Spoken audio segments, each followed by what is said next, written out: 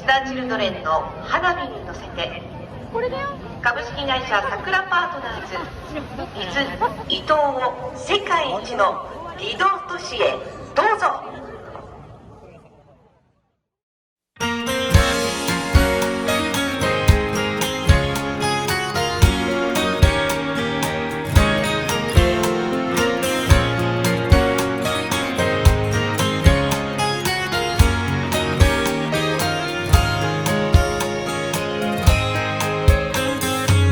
くらいの値打ちがあるだろ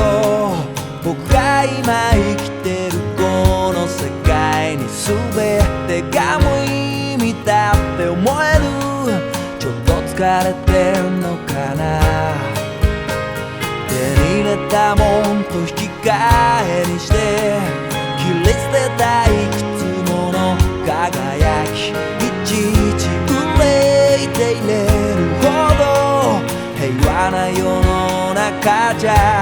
ないし、一体どんな理想を描いたらいい、どんな希望を抱き進んだらいい、答えようもないその問いかけは日常に葬られて、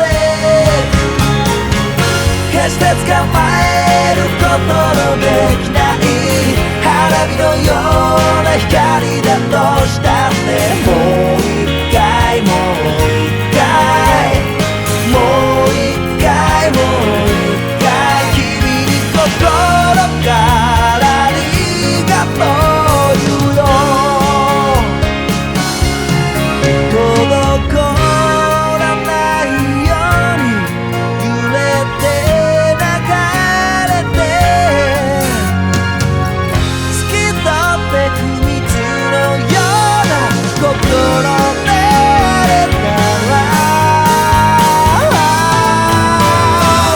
会いたくなっ